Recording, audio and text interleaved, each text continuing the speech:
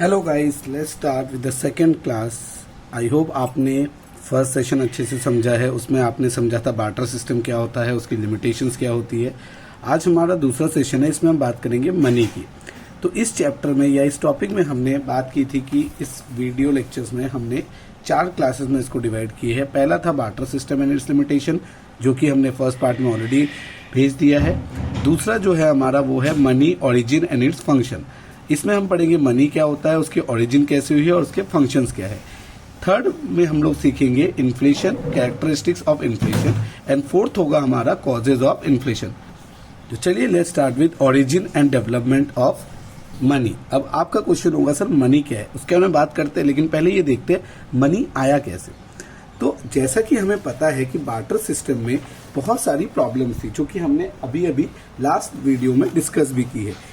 Now अब हम ये देखेंगे कि उस प्रॉब्लम को हटा के हमने क्या किया आगे, हम उस प्रॉब्लम से आगे कैसे बढ़े और क्या क्या चीजें आई। ऐसा नहीं है कि सीधा बार्टर सिस्टम के बाद मनी आ गया, बीच में बहुत सारी चीजें हमने यूज की as a medium of exchange, and finally हमें जो मिला उसको हमने नाम दिया मनी। तो देखेंगे सर ओरिजिन ऑफ मनी। सबसे पहले हमारे पास बार्टर सिस्टम था, बट बार्टर सिस्टम में देयर आर प्रॉब्लम्स। क्या क्या प्रॉब्लम्स थी वो हमने डिस्कस की थी। Problem of mutual adjustment of want, difficulty in storage, problem of measurement of value. इन सब चीजों को ध्यान में रख के फिर हमने क्या स्टार्ट किया, एनिमल। अब क्या होने लगे, लोग अपने प्रोड्यूस जो भी वो प्रोडक्शन करते थे उसको सेल करके या उसके एक्सचेंज में वो एनिमल ले लेते थे और एनिमल को यूज करते थे फॉर फर्दर। उनको कुछ भी चीजें चाहिए होगी तो वो in exchange of animal they are purchasing that thing. तो एनिमल को as a medium of exchange use किया गया। बट इसमें भी अपनी एक प्रॉब्लम थी। क्या प्रॉब्लम थी कि एनिमल जो होते थे ना वो मॉर्टल है, मतलब they are living beings, they can die. ठीक है, तो इनमें उनके कुछ बीमारियां हो सकती है, ये सारी चीजें इसमें हो सकती है। तो मान लीजिए अगर आपने पूरा का पूरा प्रोड्यूस अपना दे के एक एनिमल परचेज किया और वो एनिमल की डेथ हो गई, और एनिमल भी कोई भी एनिमल नहीं, there are specific animal, cow हो गया, buffalo, goat, horse, these are the specific animals which are use as a medium of exchange. तो मॉर्टल थे वो, अगर उनकी डेथ हो जाती है तो इन दैट केस आपका वैल्यू पूरा जीरो हो गया। तो यहाँ लॉस होने के बहुत चांसेस हो सकते थे। प्लस एनिमल को मेंटेन करने के लिए कॉस्ट लगती है, लाइक उनको फूड, फोडर सब कुछ चाहिए, तो उस चीज़ में भी एक बहुत बड़ा मेंटेनेंस कॉस्ट जाता था, जिससे की वजह से एनिमल वाला कंसेप्ट भी धीरे धीरे फेल होने लगा। After that they are come with valuable stones, coin and metal. इसके बाद हमारे पास क्या है सर, प्रीशियस स्टोन आए, कुछ कॉइन्स आए, कुछ मेटल्स आए, लाइक सिल्वर आया, गोल्ड आया, डिफरेंट लाइक किंगडम्स ने डिफरेंट डिफरेंट कॉइन्स निकाले। बट इनमें भी एक प्रॉब्लम थी। क्या प्रॉब्लम थी कि भाई लिमिटेड एरिया कवरेज, अब पूरा एरिया कवर नहीं करता था। मतलब लाइक क्या था कि जिस राजा का जहां तक एरिया है वो वहीं तक ही उसके कॉइन्स चलते थे। नए एरिया में उस पहले वाले राजा के, मतलब जो दूसरे एरिया के राजा है उसके कॉइन नहीं चलेंगे। ठीक है, सपोज मुगलों का कॉइन मराठा एक्सेप्ट नहीं करेंगे, मराठा का कॉइन मुगल एक्सेप्ट नहीं करेंगे। तो इस तरीके से इसका जो एरिया ऑफ कवरेज था वो बहुत लिमिटेड था। दूसरा एक और प्रॉब्लम होता था डुप्लीकेसी, फॉर्जरी जिसको हम बोलते हैं। कोई भी कॉइन को मेल्ट करके उसको यूज कर सकता था एज अ करेंसी। तो ये दोनों चीजों की वजह से मेटल, कॉइन, स्टोन ये सब भी काम नहीं की। और इनमें एक और जो बड़ी प्रॉब्लम थी, इनकी जो कॉमोडिटी वैल्यू थी ना वो ज़्यादा थी as compare to their monetary value. Commodity value क्या है और मॉनेटरी वैल्यू क्या है ये हम बाद में कभी चर्चा करेंगे, लेकिन अभी के लिए आपको सिर्फ इतना ही समझना है कि इनकी जो कॉमोडिटी वैल्यू थी, मतलब उसको अगर मैं सिर्फ और सिर्फ सोने के सिक्के को पिघला दूं और सोना अलग कर दूं तो वो ज़्यादा महंगा बिकेगा, रादर उससे कुछ सामान खरीदूं। तो अगर हमें पता हो कि हमारे पास जो 5 रुपए का कॉइन है, मैं उसको बेचूं और वो मेटल जिस कॉइन से बना, मतलब जिससे वो 5 रुपीज़ वाला कॉइन बना है, वो मार्केट में 20 रुपए में बिकेगा, तो कोई 5 रुपीज़ का कॉइन क्यों मार्केट में लाइक यूज़ करेगा? वो तो उसको घर लाएगा, पिघलाएगा और 20 रुपए में बेच देगा। तो उस केस में ये चीज़ें बहुत होती थी उस टाइम पे। सर इसके बाद हमने क्या किया, धीरे धीरे धीरे धीरे लोग आगे बढ़े। ठीक है, लोगों को लगा कि नहीं ऐसे तो काम नहीं चलेगा, हमें आगे बढ़ना है। तो धीरे धीरे करेंसी, इसके बाद आया हमारा मनी, जिसको हम यूज़ करते हैं एज अ पेपर करेंसी, जो हम आज यूज़ करते हैं। लेकिन उस केस में हमें किसकी इन्वॉल्वमेंट की जरूरत पड़ी, गवर्नमेंट की। तो ये आपका पूरा का पूरा फ्लो चार्ट है जो आपको समझना है। ये इजी है याद करने के लिए। ऑब्वियसली एग्जाम में आप ये लिख के नहीं आएंगे, एग्जाम में तो आपको स्टेटमेंट में ही आंसर लिखना है, बट आपको एक आइडिया मिल सकता है कि हमें आंसर में ये चीजें मेंशन होनी जरूरी है। हम मेन चीजों की बात करें जो आपके आंसर का पार्ट बनना चाहिए। तो देखते हैं आपके नोट्स में और आपके आंसर में आपको क्या लिख के आना है। तो लेट्स सी गाइस, हमारे पास है origin. In order to simplify the procedure of exchange and to introduce universally acceptable medium of exchange under barter system, animal is used। तो सर क्या हुआ, एनिमल यूज होने लगे। Farmer with large produce exchange the surplus product for animal and when required they sold this animal to purchase goods and services. तो लोग क्या करते थे भाई, जो भी उनका बचा हुआ सामान है प्रोडक्शन, उसके बदले वो एनिमल ले लेते थे और उनको बेचते थे जब भी जरूरत पड़े। Animal like goat, horse, buffalo, cow etcetera use as a medium of exchange, but use of animal as a medium of exchange also has its limitation. भाई उसकी भी दिक्कतें थी, अगर वो दिक्कत नहीं होती तो हम आज भी एनिमल यूज करते। दिक्कत थी तभी तो चेंज हुआ। तो क्या दिक्कत थी कि भाई एनिमल होते थे मॉर्टल होते थे, they get sick and die, therefore storage of wealth in form of animal is not advisable. तो भाई कभी भी वो पूरा जीरो हो सकता था, तो दैट्स वाई ये एडवाइजेबल नहीं था। Thus valuable stone are were use instead of animal. अब कॉइन यूज करने लगे। Coin are also started as a mean of trade and exchange of goods and services. The limitation is they can be use in the limited societies and regions. इनकी use जो है वो limited थी, तो इसीलिए ये एक बहुत बड़ा लिमिटेशन बन गया कॉइन एंड मेटल्स के लिए। एंड फाइनली हमें क्या मिला, हमें मिला मनी।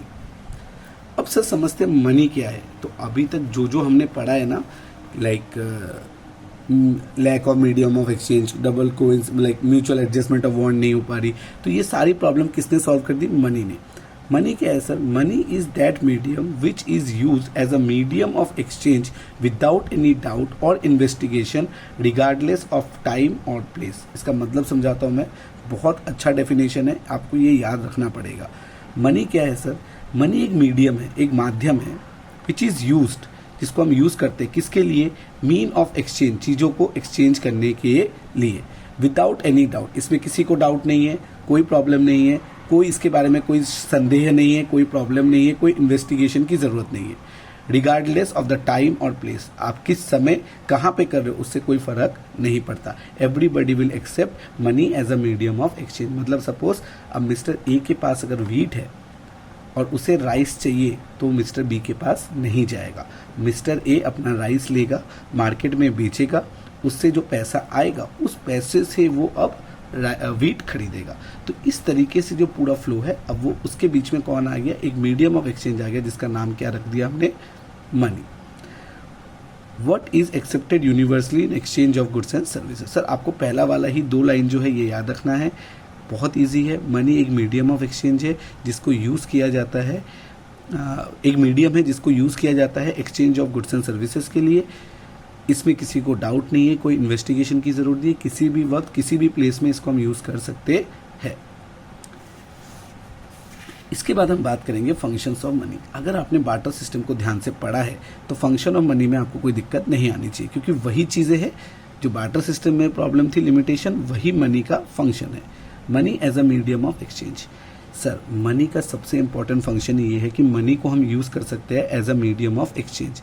क्या मतलब है सर इसका मतलब यही है, अब आपको कोई भी सामान खरीदना है या बेचना है तो आप किससे खरीदते हैं, पैसों से। बेचना है तो भी पैसों से, खरीदना है तो भी पैसों से।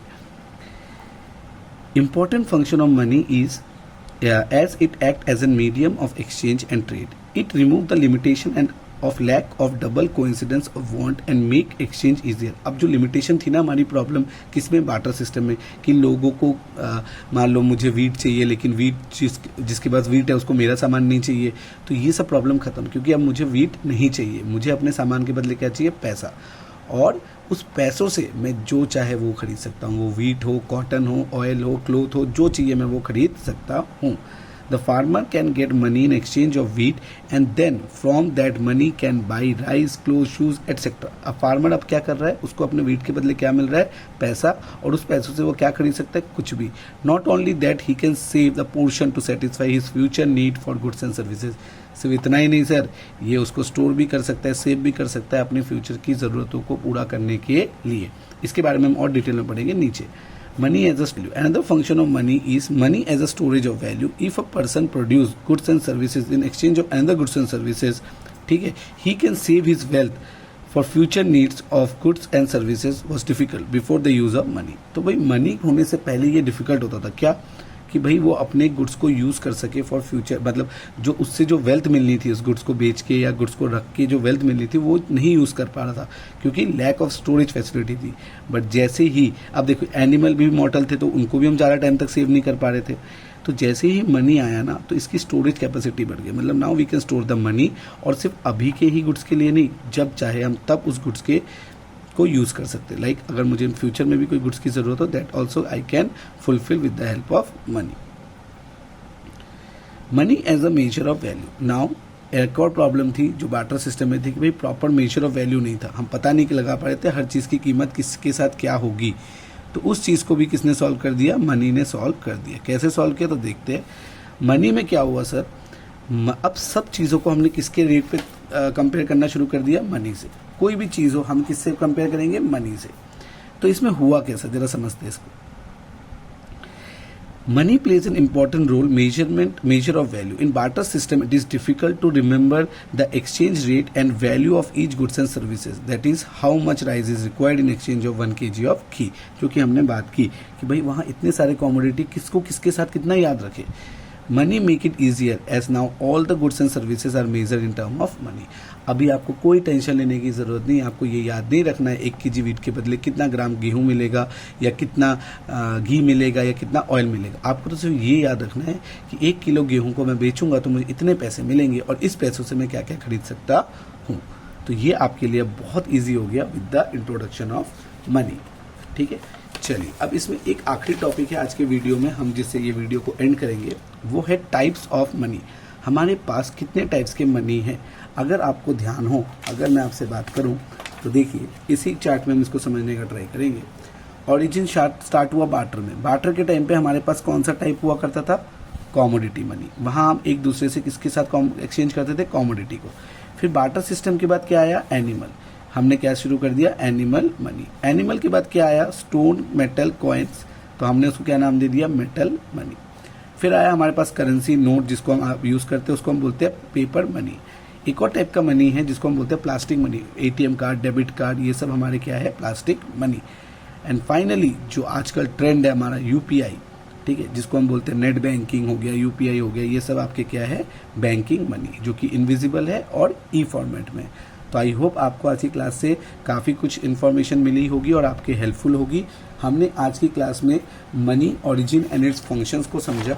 हमने देखा मनी की डेफिनेशन क्या होती है, उसका ओरिजिन कहाँ से हुआ, उसके फंक्शंस क्या क्या थे, और टाइप्स भी हमने आज के क्लास में कवर की।